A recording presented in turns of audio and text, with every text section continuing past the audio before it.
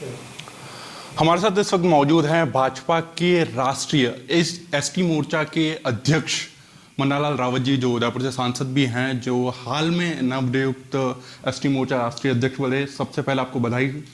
और सर, मैं आपसे जानना चाहूँगा बधाई के साथ ही कि जिस तरीके से आपको बड़ी जिम्मेदारी मिली है, राष्ट्रीय जो कार्यकारिणी है, शीर्ष नेतृत्व है, उसके अलावा आप क्या देखते हैं कि किसको श्रेय देना चाहेंगे? जो आपका लंबा प्रशासनिक कार्यकाल रहा है या फिर जो आपने पीएचडी की है जनजातीय विभाग में, क्या आप मानते हैं कि क्या मेजर फैक्टर रहा आपको ये पद देने के पीछे?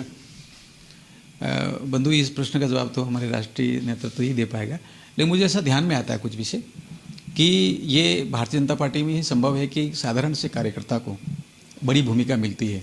एक चाय वाला प्रधानमंत्री बन जाता है और एक लगातार विधायक रहा हुआ हमारा एक कार्यकर्ता जो है राष्ट्रीय अध्यक्ष बनते हैं। तो ये एक ताकत है कि किस प्रकार से समाज के सामाजिक जीवन के वे वर्ग और वे क्षेत्र जहाँ से कार्यकर्ता काम करता है उनको क्रमशः आगे लाकर ताकत देते हैं और पूरी व्यवस्था को, पूरे लोकतंत्र को ताकत देने का काम करते हैं। मैं तो राष्ट्रीय नेतृत्व को, हमारे राष्ट्रीय अध्यक्ष जी को और यशस्वी प्रधानमंत्री जी को प्रणाम करता हूँ।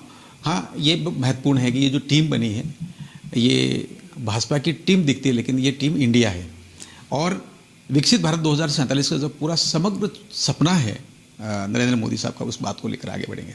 सर, आपके कार्यकाल की पहली चुनौती अगर देखी जाए तो जो निकाय चुनाव आने वाले राजस्थान में वो रहेगी, और खासकर आपका क्षेत्र जहां पर बाप पार्टी है, भारतीय आदिवासी परिवार, और उसके साथ ही वहां पर उन्होंने अब अनाउंस किया है कि वो अकेले चुनाव लड़ेंगे वहां पर।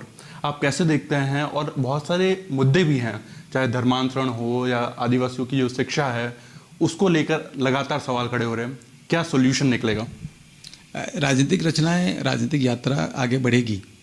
चुनाव है, निश्चित रूप से भारतीय जनता पार्टी का हर कार्यकर्ता तैयार है। लेकिन आपने बीएपी का जो संकेत किया, मैं ये कहना चाहता हूँ कि जहाँ जहाँ पे बीएपी का कोई सरपंच या प्रधान या एमएलए जीता है या कोई एमपी जीता है, तो उसके पीछे कारण जो है ना, वो कांग्रेस है।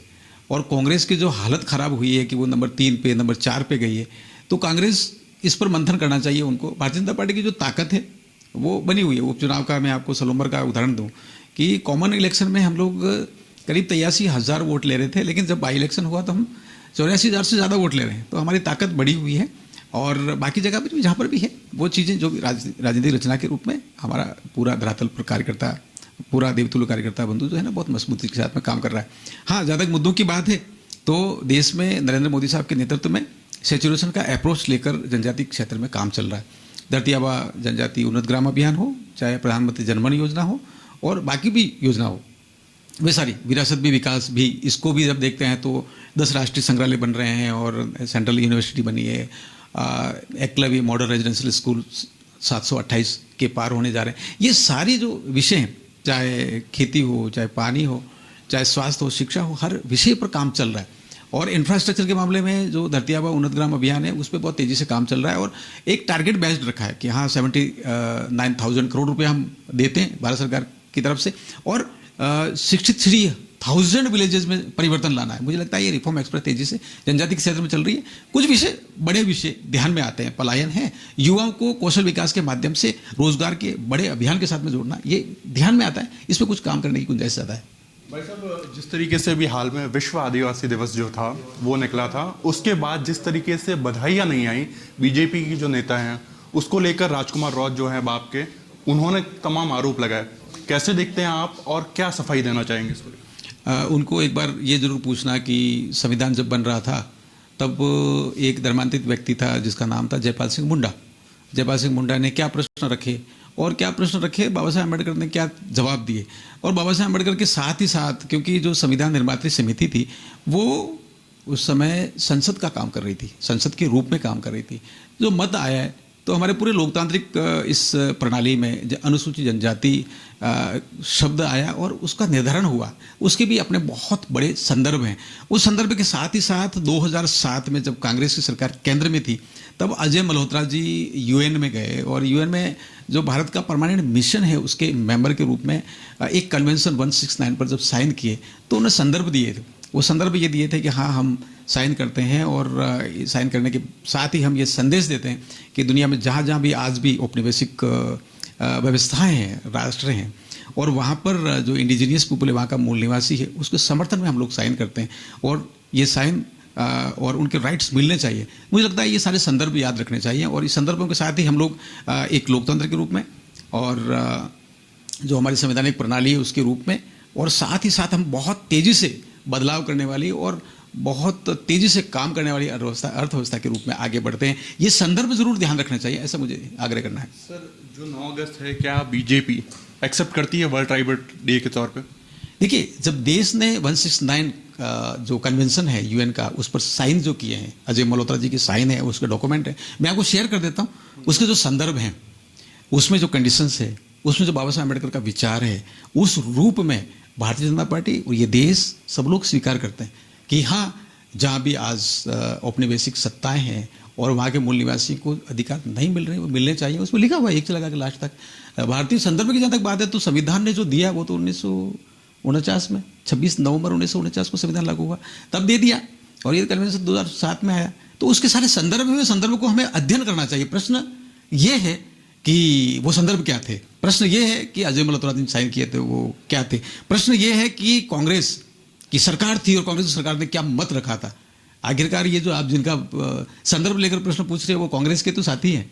जब जरूरत पड़ती है तो मौकापरस्त के रूप में उनके पास जाके, उनके साथ जाके खड़े रहते हैं। साथी है, पर इससे पहले जिस तरीके से निकाय चुनाव हुए थे या फिर जिला परिषद जो नियुक्त करना था, तब बीजेपी और कांग्रेस जो ध्रुववृत्ति है, वो दोनों डूंगरपुर में साथ में हो गए थे। तो क्या इस बार भी ऐसा देखने को मिलेगा कि जब बाप पार्टी इतनी फ्रंट में खेल रही है वहां पर, तो उन दोनों को पिछाड़ने के लिए बाप पार्टी को बीजेपी और कांग्रेस साथ में आ सकते हैं?